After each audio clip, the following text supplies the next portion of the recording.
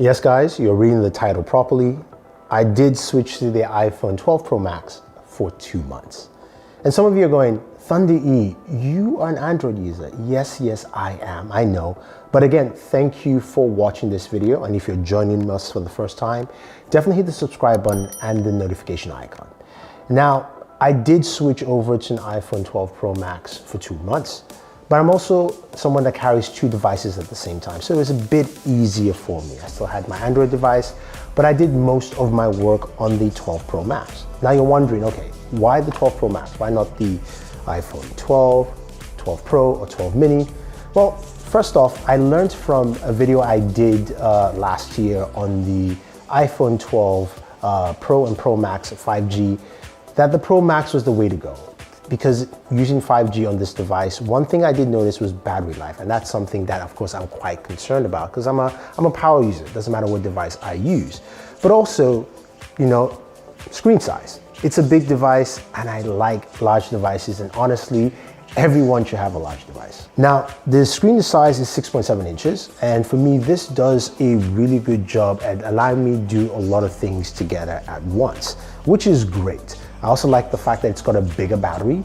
I also like the fact that we know that it has 6 gigabytes of RAM. So the things I like to do, like gaming and all this kind of functionality, I can do more of that with a device this size. I'm okay with the size, I'm okay with the grip. I do like the design, I think it's much better. And I love the fact that when you place it on a table, it can stand on its own, freestanding, which is nice. And I will preface this, I did get this device from Apple. They are not paying me in any way, if some people are thinking that way with this video, but I wanted to see what that experience was for an Apple user. Now, Daniel, who's behind the camera, he's an Apple user. At least he switched over to an iPhone using the iPhone 12 mini, and he loves it, he enjoys it. He actually showed me a few tricks recently to use this device. But I want to start off with the first thing that I enjoy the most, which of course is gaming. How does gaming handle on the iPhone 12 Pro Max?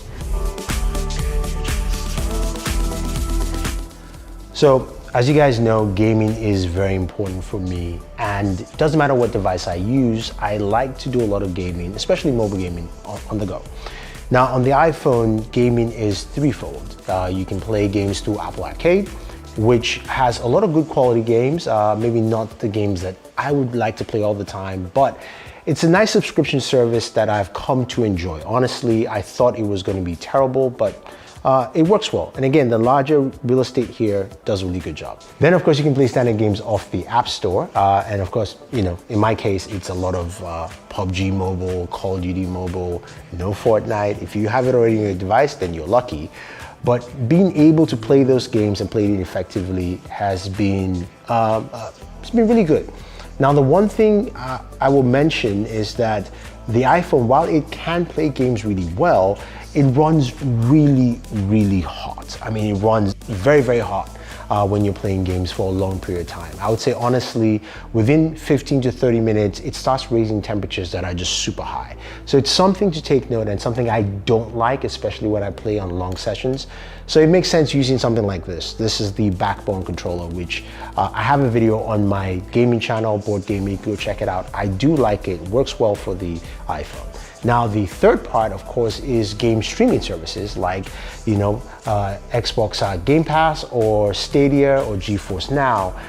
Now, you can't play off apps directly off the App Store for those services, but you can use web apps. Now, I've been using Stadia's web app. I'm waiting for Xbox Game Pass, and Stadia web app works pretty well through Safari. You can pin it on your desktop. It's a bit of an annoyance, but I honestly say it works well. It's a good workaround. And even though Apple has tried to limit that progression in some form or fashion, I'm glad there's just some way to make it work. The gaming experience on the iPhone is really good. A lot of people ask, what about graphically intensive games like Genshin, Impact, which yes, you can run that effectively at almost 60 frames per second constantly. Those are the kind of things you'll see on the iPhone. Audio is also really good to hit the kind of sound you're looking for. And I think in general, if you're a gamer, you would like the experience on here. Now, before I talk about other things, I'm just going to continue my gameplay session because I just died in Call of Duty Mobile and I need my ranking to go up.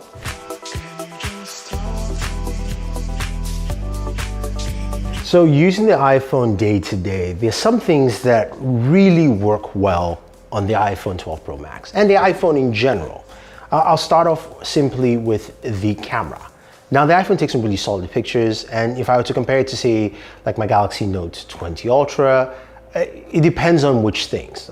Ultra I think does well with the ultra wide, the zoom. The iPhone does really good job with portrait photos, but the images still look really, really good. But when it comes to video, and of course I make YouTube videos, right? This is where the iPhone takes that extra step.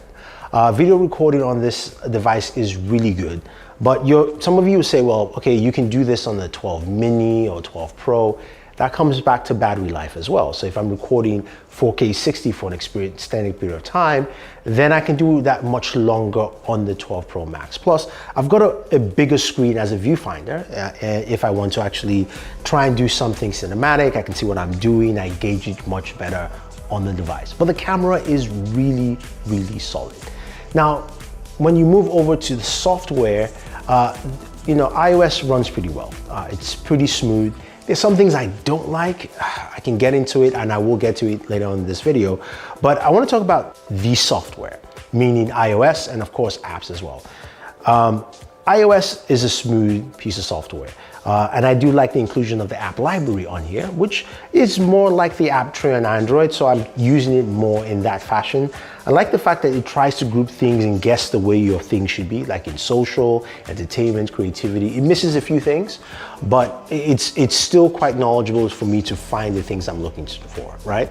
You've got your notification center, which honestly needs to be fixed. I am tired of swiping through every notification I get, which is quite a lot. And that kind of thing needs to be sorted out. But when you come to the applications, this is where you have a lot of benefits using an iPhone.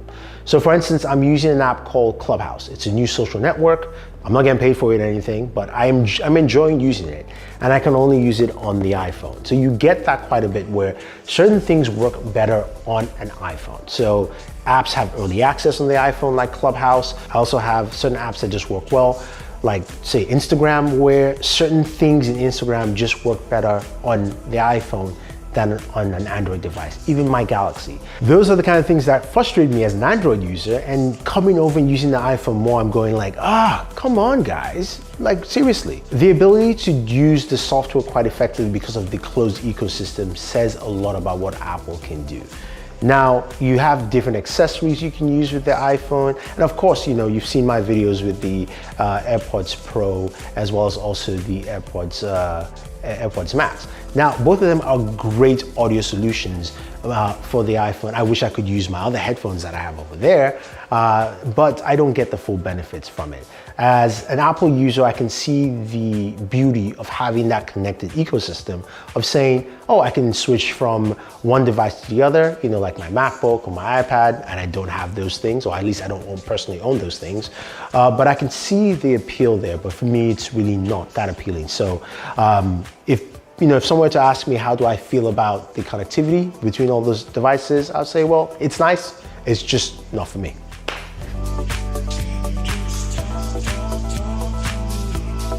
So you've heard me say a lot of great things about the iPhone 12 Pro Max, but here are a few things that I hope Apple changes. Software, hardware, that kind of thing, right?